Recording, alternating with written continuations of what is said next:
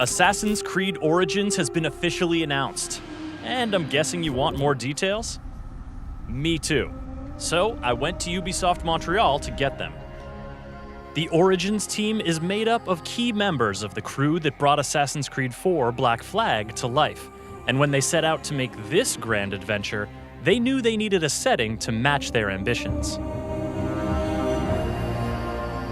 You know what we say, history is our playground. Ancient Egypt is it's a romantic setting, it's a mystical setting. There's a lot of diversity in the landscape of Egypt, and that's why it's fascinating.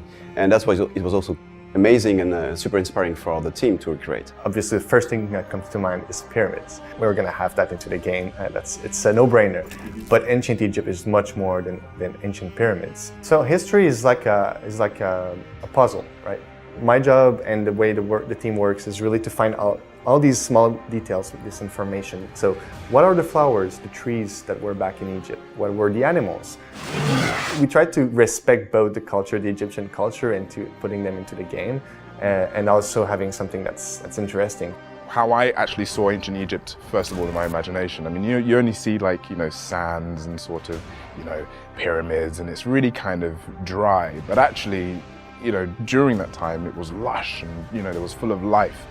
We have now the capacity from a technological standpoint to be able to create a massive countryside. It's not a city, it's a whole country with many cities, many villages, many exotic landscapes. This is why we decided to remove the minimap, which is we want you to enjoy and to actually experience the beautiful world we're bringing to you. You will have to play the game, to put some icons in the game, Also the fact that we have a time of day that is systemic. We made sure that every single moment in the time of day is almost like a painting, That's not something that is done, it's not automatic, it's really crafted. The world has never been so alive and so lush and so interesting, and I hope players will have a lot of hours of fun into Egypt with us.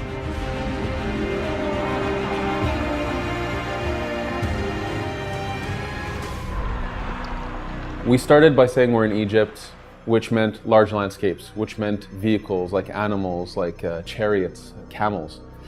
All of this, we felt we needed to make sure that all of this worked within the combat system. So naturally, we start talking about range combat, using the bow, using throwable weapons. We allow the fight to be way more responsive, way more dynamic, so that the player can really play the way they want. In previous ACs, when you attack, the hero and the enemy came together, no matter the distance, effectively. This is gone now.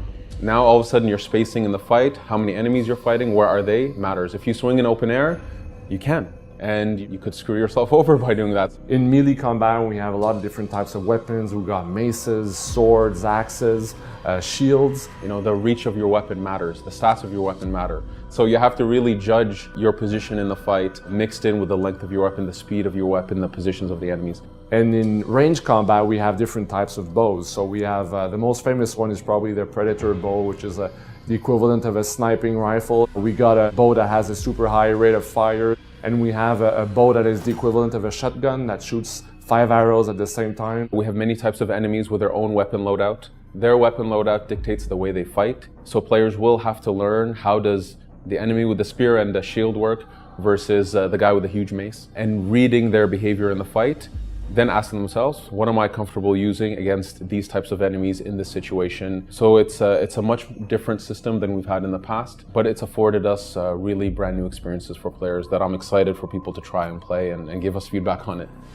Really, you cater your play style to what you like based on how you level up in the skill trees. And that's something we want to also visualize and show on the player. So it's not only something that we play in the stats, but it's also something you will see on the character. We give players many avenues within the crafting system, within the inventory system, within the skills. So a concrete output of this means that you cannot assassinate anybody in the game with one shot. If you dedicate yourself to crafting your hidden blade, to increasing the damage that it can do, you might be able to get there. But you have to dedicate yourself to it. Now going more action RPG, forced us to say, no, you have to deal with the challenges of the game, the levels of the enemies, and you can be that super stealthy assassin, but dedicate yourself to it. Now, because we have levels, we have RPG mechanics, it's afforded us to be able to do epic bosses. So in the main story of the game, but also in the world where we know some players, if they're really comfortable with the challenge of the fight, they can go and push themselves to fight the most ultimate bosses.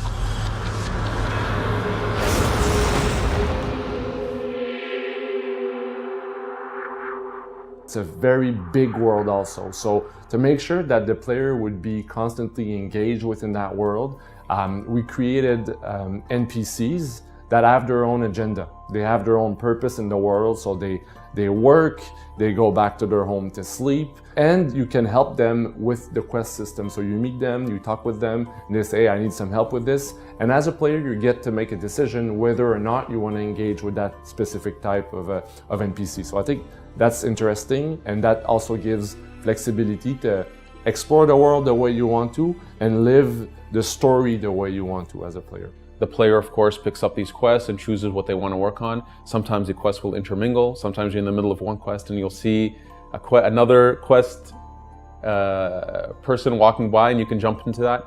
And we wanted this very organic feel to the world. There's a lot of people to meet, a lot of characters, and they have a lot of stories to tell.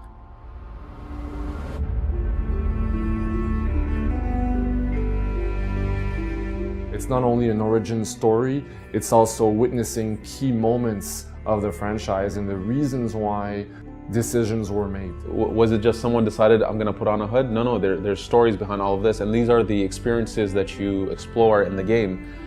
So for sure, Eagle Vision is one more of those elements where, why is it called Eagle Vision and where did it really come from? Bayek has also this connection, this very special connection with the eagle Senu, that he can use, to really scout and plan ahead, So with your eagle, you'll be able to spot, what the challenge is about, seeing the level, the number of enemies. In this exact setting was also the perfect moment and the perfect, actually, world and culture and mythology to see, to witness the birth of the Brotherhood. I mean, it's so much fun, man. It's so great. Like, it's so cool, and it's an honor, But telling an origin story, you get to put some pieces of the puzzles together and explain a little bit more to the player. So that's really cool.